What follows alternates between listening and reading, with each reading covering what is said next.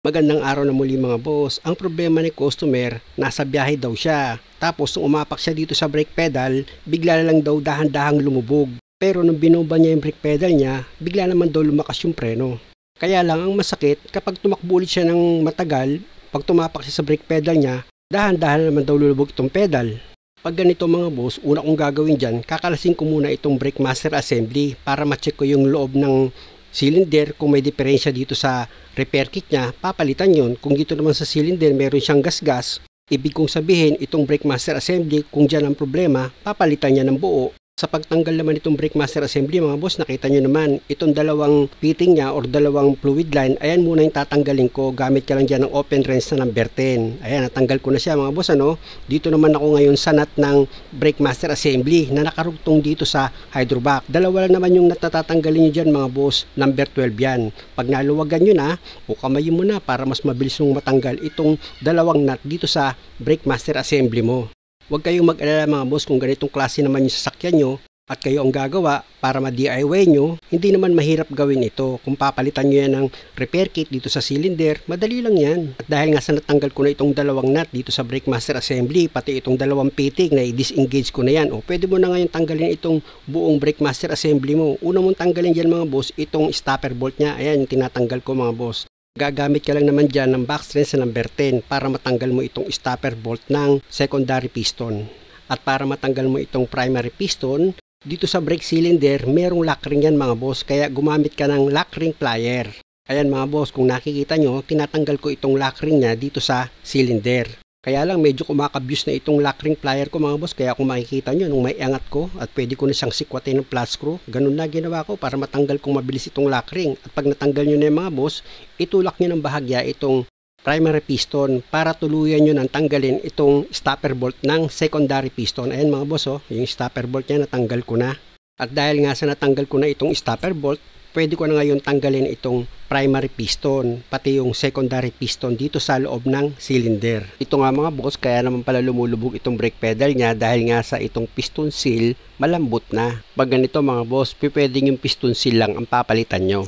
Kung wala namang gas-gas dito sa loob ng master cylinder, pwede yon gaya nito mga boss. Yung piston seal lang ang papalitan ko dito. Pero bago yan, hugasan ko muna ng tubig na may sabon itong brake master assembly. Sa paglinis ng brake master assembly, gumamit lang naman ako dyan mga boss ng toothbrush para maabot ng paglinis ko yung loob at sulok-sulok ng brake master assembly. Pero mas maganda dyan mga boss, pasukan mo ng powder itong loob ng brake fluid reservoir mo, tapos lagyan mo siya ng tubig, tsaka mo kalug-kalugin. Ayun ang pinaka-the best. Mas maganda nga dyan mga boss kung yung hose mo malakas yung pressure niya na lumalabas sa tubig, mas okay yun, malilinis. Pero ingatan mo yung floater dito sa loob ng brake master assembly mo. Pwede naman kasing masira yon. At dito naman ako sa primary piston, gumamit ako ng Phillips screw dyan mga boss para tong spring matanggal ko. Dahil nga sa ang papalitan ko lang dito mga boss, itong piston seal nya. Ayan mga boss, dahil sa natanggal ko na itong spring, alisin ko muna itong washer nya. Tapos ito na ngayon yung piston seal. Ayan yung piston seal mga boss At ito na ngayon yung bagong bili ni customer na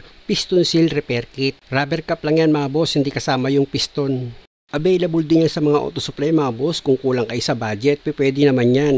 Magandang klase yan mga boss, basta Japan lang ang kukunin nyo. Kadalasan naman mga boss, makikita nyo yung size ng piston seal na bibili nyo dito sa brake master assembly. Ayan yung tinuturo ko. Pero pag ang gusto nyo namang ilagay yung repair kit kasama yung piston nya, pwede rin yan mga boss. Pag iniligay nyo yung bagong piston seal mga boss, siguraduhin yung tama yung sukat niyan. Hanggat maaari, i-pair nyo kung ano itsura ng piston seal para hindi kayo magkamali. Ang diskarte lang naman, huwag nyong sabay-sabayin kalasin itong piston seal dito sa piston, isa-isa lang para sigurado na hindi kayo magkakamali. At kung sa palagay nyo parehas na sila, o tsaka mo ngayon ilagay na itong piston seal mo dito sa piston. Tapos yung screw at yung spring, ilagay mo na rin.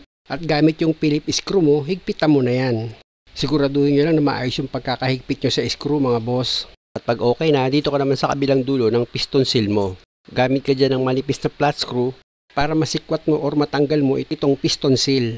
At pag natanggal mo na itong piston seal mga boss, kunin mo ngayon yung bagong bili mo, tapos i-match mo sila. Kung parehas sila mga boss, ng size pati ng itsura, o pwede mo na ngayon ilagay yan dito sa primary piston. Pag nailagay mo na yan mga boss, dito ka naman ngayon sa secondary piston. Dito naman mga boss, hihilahin mo lang itong spring dito sa piston niya. Walang screw na nakalagay dyan. Kita nyo, hilahin ko lang yan mga boss, ano? O, diba? Hiwalay na. Tsaka mo ngayon tanggalin itong washer. Tapos, isunod ko sa tatanggalin dyan mga boss, itong piston seal. Ayan mga boss, yung rubber cap niya. Gaya ng dati mga boss, i-match mo muna yan sa bagong piston seal. At kung sa palagay mo, parehas naman sila, pwede mo na ngayon ilagay itong piston seal dito sa secondary piston. Tsaka mo ngayon ilagay itong washer niya, tapos isunod mo na ilagay dyan itong spring. Ididiin mo lang itong spring mga boss, kusa ng maglalakyan.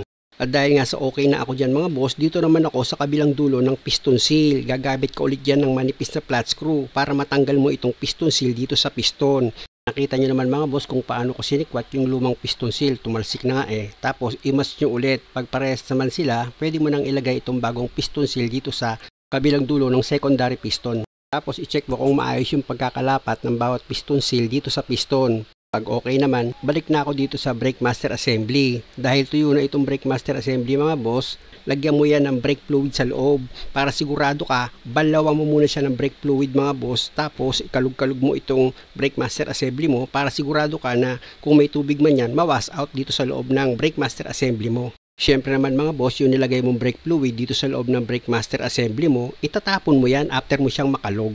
At pag okay na, basain mo ng brake fluid itong secondary piston bago mo siya ilagay dito sa loob ng brake master cylinder mo. Dahan-dahan lang sa paglagay niyan mga boss, hanggat maaari medyo papakiramdaman mo yung pagkabit ng piston mo dahil nga sa pwedeng masira yung piston seal niyan pag binigla mo siya. O nakita nyo mga boss, ano? Nasa loob na itong secondary piston. Tapos gumamit ka ng screwdriver, itulak mo itong secondary piston, tsaka mo ilagay itong stopper bolt. Tandaan nyo mga boss, pag inilagay nyo itong stopper bolt dito sa cylinder, dapat sa pagitan ng dalawang piston seal ng secondary piston mo. Para itong secondary piston mo, mag-a-atras abante yan dito sa loob ng cylinder. Tapos gamit itong box wrench sa number 10, higpitan mo na itong stopper bolt. Pag okay na, pwede mo na ngayon ilagay itong primary piston. Gaya ng dati mga boss, dapat binasa mo ng brake fluid yan. Tapos dahan-dahan mong ipasok dito sa cylinder.